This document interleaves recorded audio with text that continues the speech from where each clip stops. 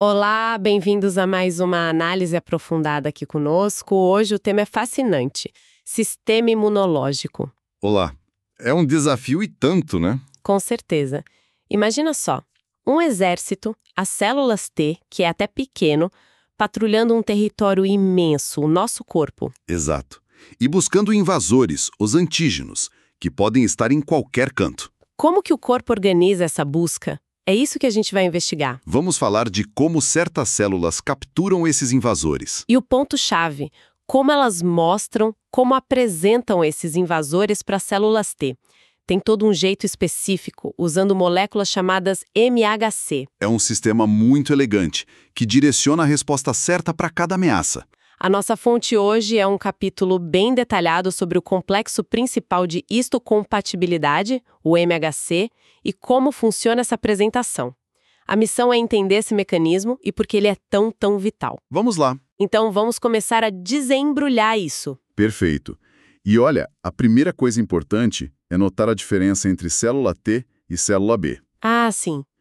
As células B, com seus anticorpos, elas podem reconhecer um antígeno solto, ou ali na superfície do micróbio, né? Certo. Já a maioria das células T, não. Elas precisam que alguém mostre o antígeno para elas. E esse alguém é uma outra célula do nosso corpo. Uma célula nossa apresentando perigo. Exato. Usando as moléculas MHC como se fosse um palco. Gostei da ideia de apresentação formal. E quem são essas células que fazem a apresentação? Os mestres de cerimônia? São as chamadas células apresentadoras de antígenos profissionais, as APCs. APCs. Isso. A função delas é justamente essa: capturar o material, dar uma processada nele e aí sim apresentar para as células T. E quem são as principais? As principais jogadoras são as células dendríticas, os macrófagos e também os linfócitos B. Elas têm mais alguma coisa além do MHC para ajudar? Sim, elas têm outras moléculas na superfície que ajudam a dar o empurrão inicial na célula T. São sinais extras. Células dendríticas. Esse nome é curioso. Qual o papel delas?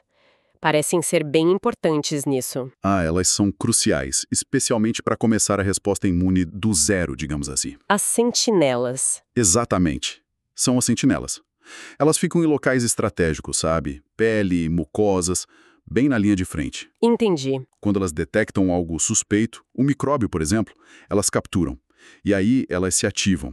É como se um alarme tocasse dentro delas. E depois? Depois de ativadas, elas viajam, vão para os linfonodos. Os linfonodos. Os quartéis generais do sistema imune. Centros de comando e treinamento. E é lá que elas vão encontrar as células T virgens. As recrutas que nunca viram um antígeno antes. Exato. E as dendríticas são as melhores em ativar essas recrutas. Elas mostram o pedacinho do antígeno no MHC. Esse é o sinal 1. Mas você disse que tinha mais coisa. Sim, porque só o sinal 1 não basta para ativar uma célula T virgem.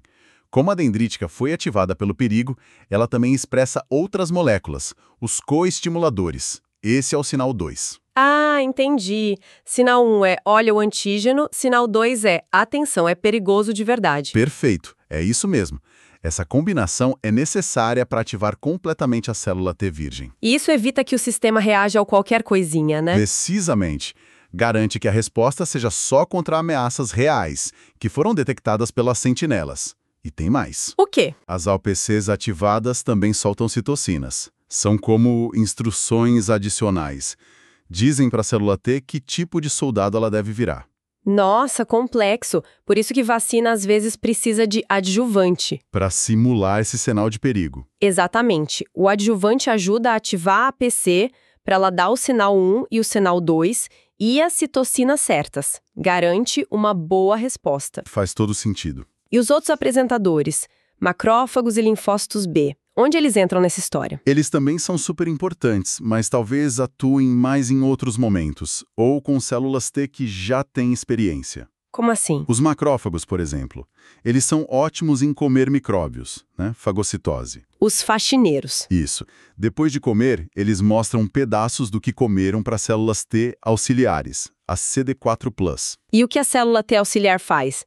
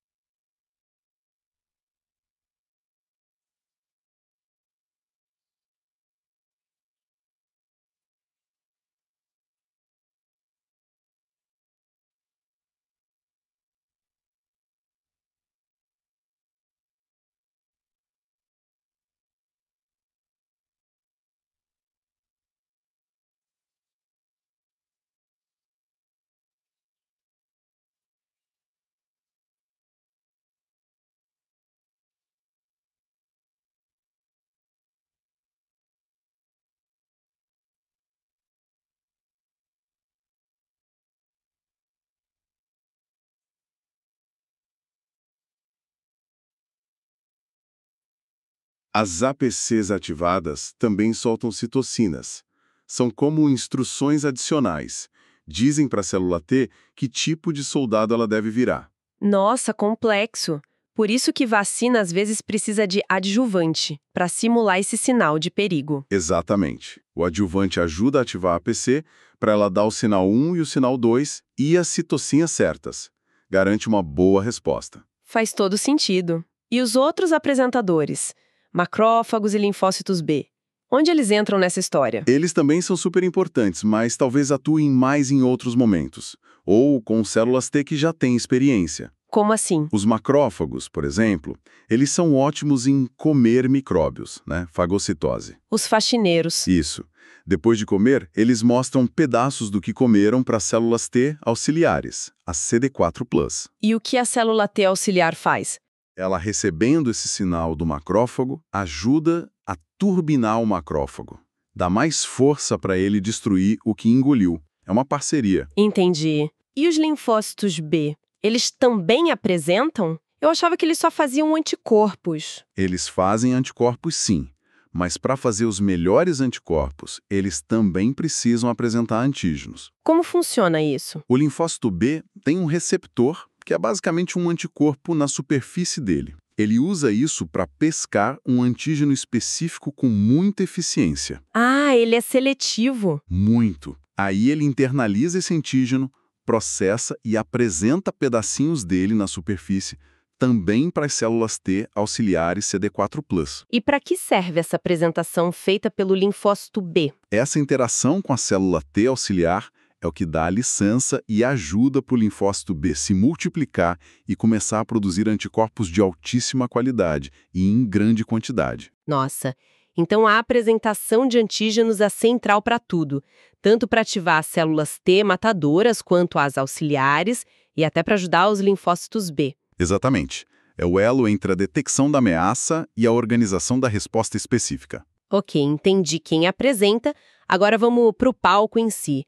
As moléculas MHC.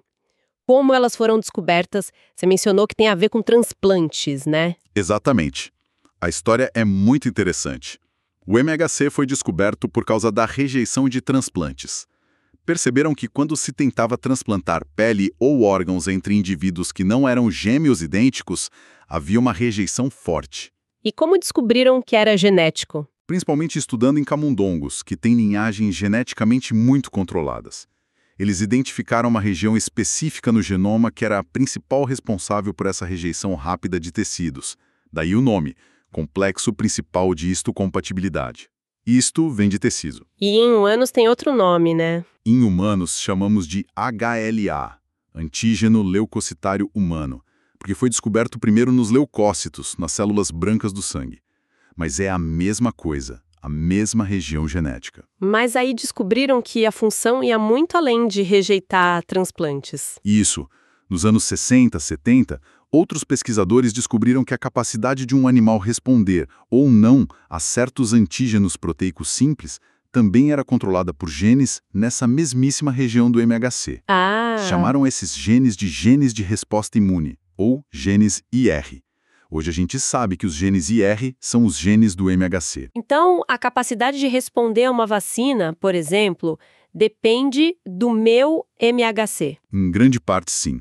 Depende se as suas moléculas MHC conseguem ou não pegar pedacinhos daquele antígeno da vacina e apresentar para suas células T de um jeito que elas reconheçam. Fascinante. E um conceito que sempre aparece é a restrição ao MHC. O que é isso, exatamente? Parece chave. É absolutamente fundamental. Foi a descoberta que deu o prêmio Nobel a Zinckernagel e Doherty.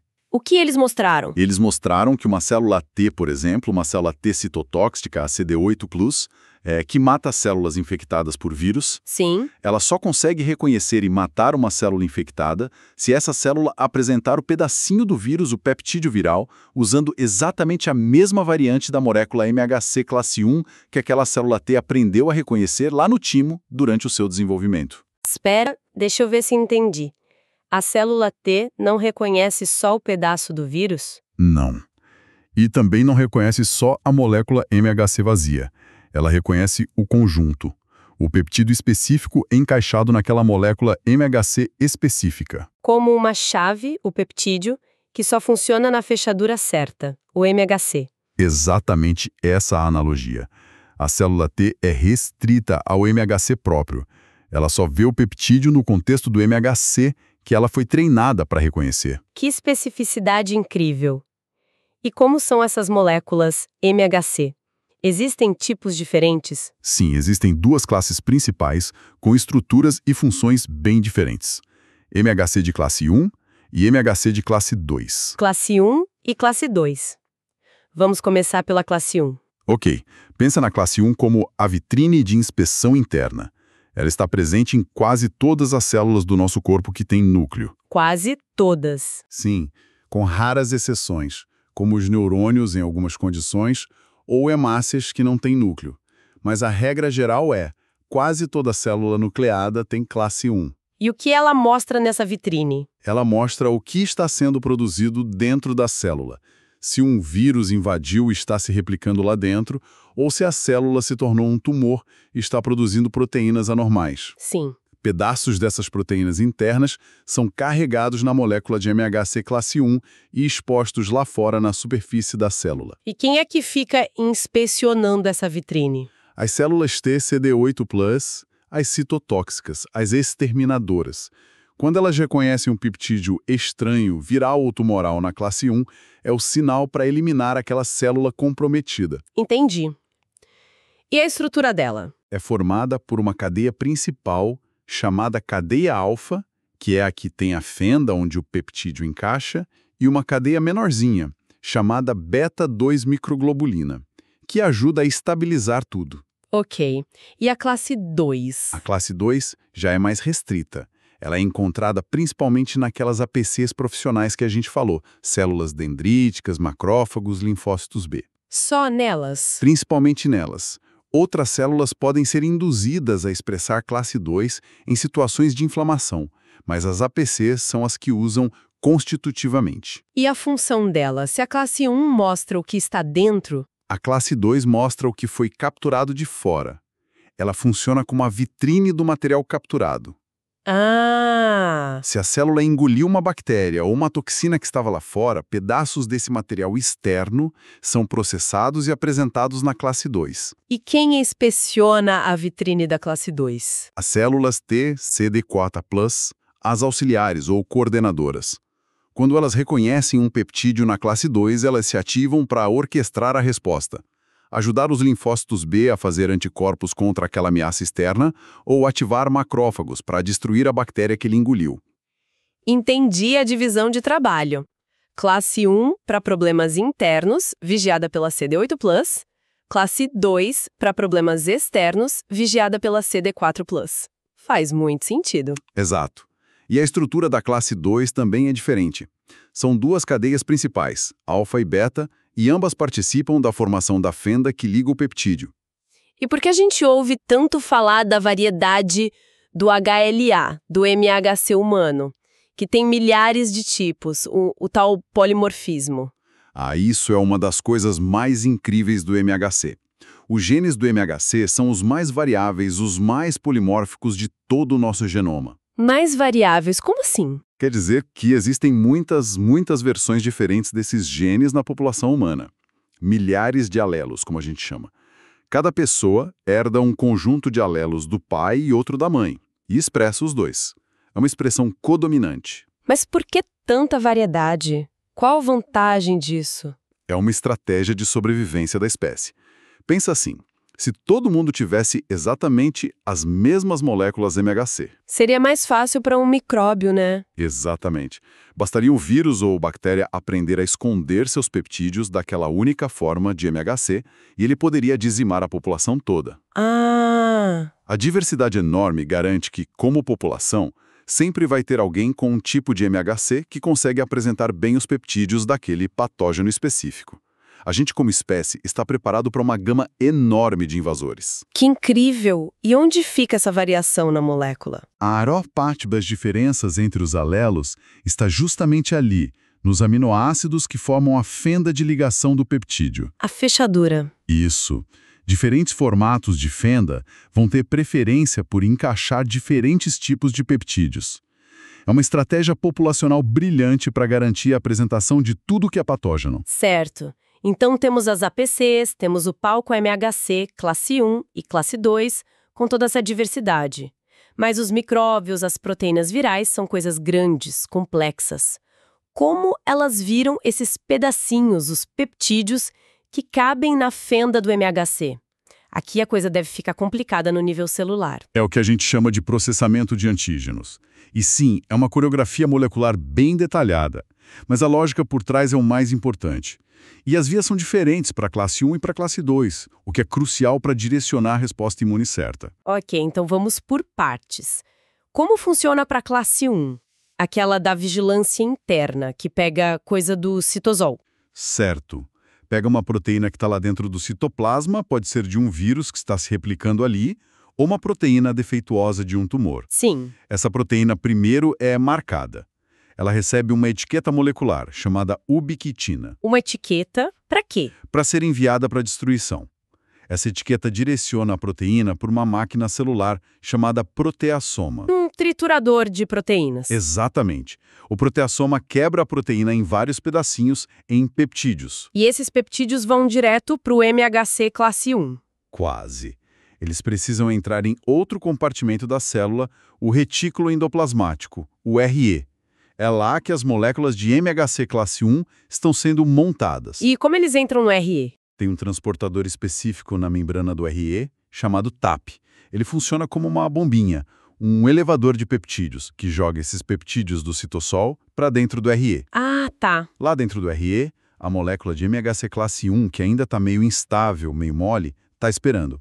Quando um peptídeo vindo pelo TAP se encaixa bem na fenda dela, a molécula de classe 1 se estabiliza. O peptídeo firma a estrutura dela. Perfeito. Aí sim, esse complexo MHC classe 1 mais peptídeo está pronto, estável, e é transportado para a superfície da célula. Fica lá exposto. Pronto para sinalizar para as células T CD8+, que passam por ali. Entendi o caminho. Marcar a proteína interna, triturar no proteassoma, transportar para o RE via TAP, carregar no MHC1 e expor na superfície.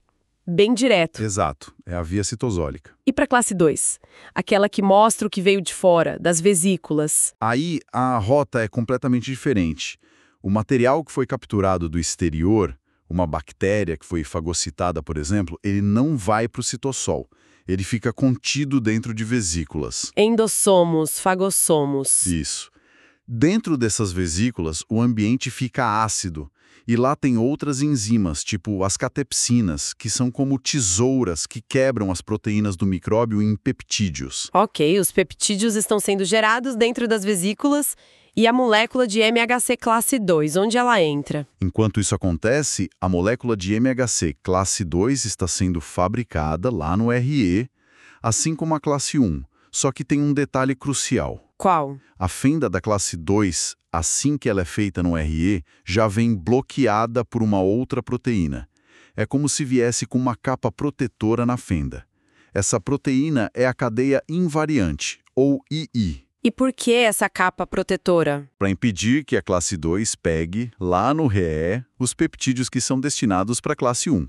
Senão misturaria tudo. Ah, uma medida de segurança para manter as vias separadas, entendi. Exatamente. Então, esse complexo MHC classe 2, junto com a cadeia invariante, sai do RE e viaja pela célula, até encontrar aquelas vesículas ácidas onde os peptídeos externos estão sendo gerados. O encontro das moléculas. Isso. Lá nessas vesículas, a cadeia invariante é degradada pelas enzimas. Ela é digerida. Mas sobra um pedacinho dela, chamado clipe, ainda tampando a fenda do MHC2. Continua bloqueada. Temporariamente. Aí entra em cena outra molécula especial, a HLA-ADM. Ela funciona como uma chave mestra ou trocadora. Ela ajuda a tirar o clipe da fenda. Para liberar o espaço. Exato. E aí sim, os peptídeos que vieram do antígeno externo e que estavam ali naquela vesícula podem finalmente se ligar à fenda agora livre do MHC classe 2. Só aqueles que se encaixam bem. Sim. A HLA-ADM ajuda a selecionar os que têm melhor afinidade. Uma vez que um peptídeo se liga bem, O complexo MHC2 peptídeo fica estável e é transportado para a superfície da célula. Pronto para ser visto pelas células TCD4+. Exatamente. É a via vesicular ou endocítica. Nossa, que engenhoso. 2 linhas de montagem totalmente separadas para garantir que o tipo de ameaça, interna ou externa, seja mostrado na vitrine correta, classe 1 ou 2, e para o tipo certo de célula T, CD8+, ou CD4+. Realmente incrível. É uma maquinaria celular muito precisa. Mas o sistema imune sempre tem umas cartas na manga, umas exceções, né? Existe alguma forma de, sei lá, burlar um pouco essa regra de o que é de dentro vai para a classe 1, o que é de fora vai para a classe 2? Sim, e é uma exceção super importante, chamada apresentação cruzada, ou cross-presentation. Apresentação cruzada, o que é isso? Acontece principalmente em alguns tipos de células dendríticas, aquelas sentinelas que a gente falou. Elas têm uma habilidade especial. Qual? Elas conseguem pegar material que veio de fora, por exemplo, restos de uma outra célula que foi infectada por um vírus e morreu e que a dendrítica fagocitou. Material externo, então. Sim, mas de alguma forma elas conseguem desviar esses antígenos que vieram de fora para a via de processamento da classe 1. Peraí, elas pegam algo que veio de fora e colocam na vitrine de ameaças internas, a classe 1? Por que fariam isso? Para poder ativar as células TCD8+, as exterminadoras. Mas a ameaça original era externa para a dendrítica. Sim, mas pensa num cenário. Imagina um vírus que só infecta, sei lá, células da pele. Ele não infecta diretamente as células dendríticas. Certo. Se não existisse a apresentação cruzada, as células dendríticas só poderiam apresentar os antígenos desse vírus na classe 2, porque elas pegaram os restos das células da pele mortas, material externo. Isso ativaria a CD4+, mas não a CD8+, que são necessárias para matar as células da pele que ainda estão infectadas. Ah, entendi. A apresentação cruzada permite que a dendrítica roube o antígeno viral das células mortas e o apresente na classe 1, mesmo sem estar infectada. Exatamente. E aí ela consegue dar o sinal 1, pela classe 1, e o sinal 2, coestimulador, porque detectou perigo, para ativar as células TCD8+ virgens lá no linfonodo. E iniciar a resposta de eliminação das células infectadas. Isso. É fundamental para a gente conseguir montar respostas de células TCD8+ contra muitos vírus que não infectam APCs diretamente, e também contra tumores. Nossa, que mecanismo inteligente para cobrir essa brecha. Isso conecta tudo de forma muito lógica, então. O local onde o antígeno surge dita qual via MHC ele vai usar, e isso dita qual célula T vai ser ativada, garantindo a função correta para lidar com aquele tipo de problema. Perfeitamente. Se a ameaça está solta lá dentro do citosol, como um vírus se replicando ou uma proteína de tumor, a gente precisa que a célula seja eliminada.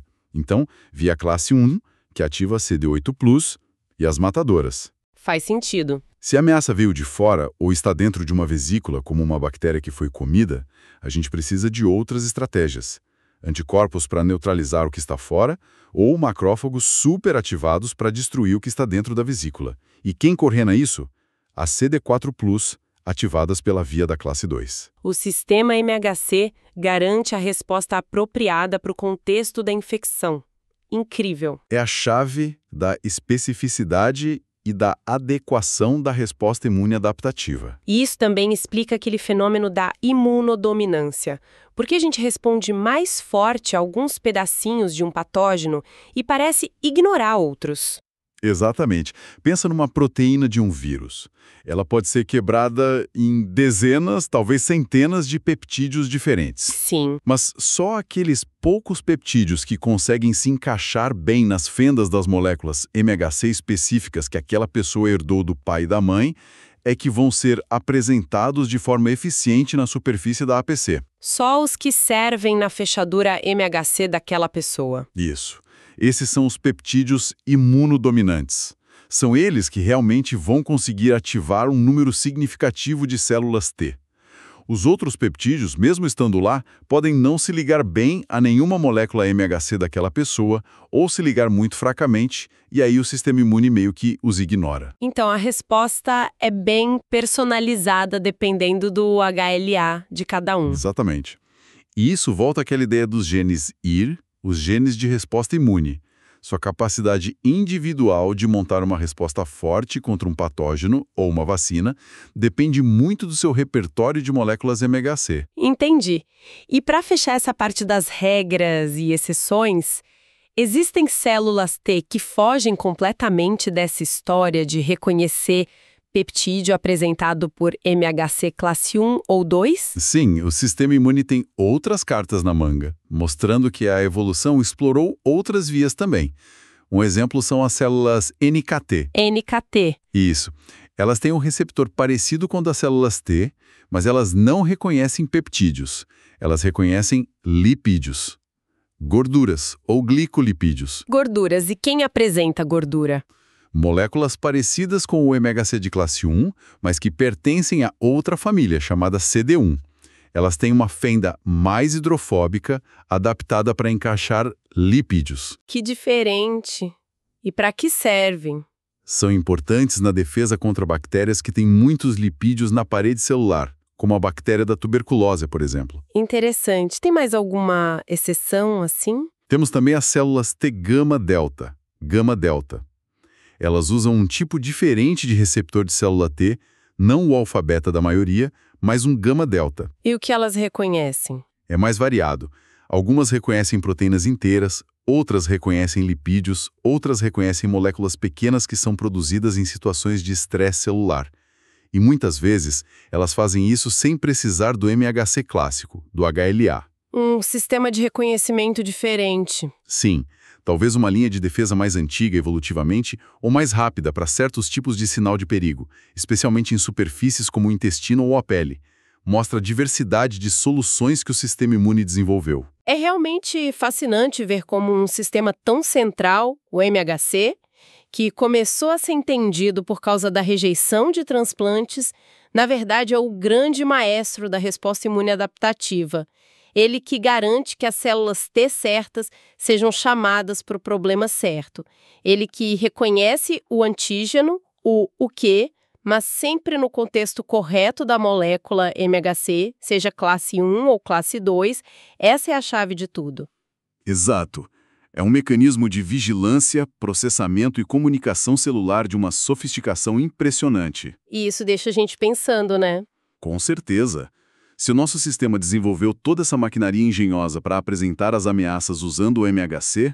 Os patógenos devem ter evoluído para escapar disso. Exatamente. Como será que os vírus, as bactérias, os parasitas tentam driblar essa vigilância? E muitos desenvolveram truques espetaculares para isso. Que tipo de truques? Tem de tudo. Vírus que bloqueiam o transportador TAP, impedindo os peptídeos de chegarem no RE para classe 1. Outros que produzem proteínas que derrubam o MHC da superfície da célula. Outros que interferem na via da classe 2. É uma verdadeira corrida armamentista molecular. Uma batalha constante. Constante. E aí a pergunta seguinte é: como o nosso sistema imune, por sua vez, contra-ataca essas táticas de evasão dos patógenos? Essa coevolução, essa dança entre o hospedeiro tentando apresentar e o patógeno tentando se esconder, bem nesse palco da apresentação de antígenos, é uma área de pesquisa super ativa e sempre revelando novas surpresas sobre a dinâmica da infecção e da imunidade.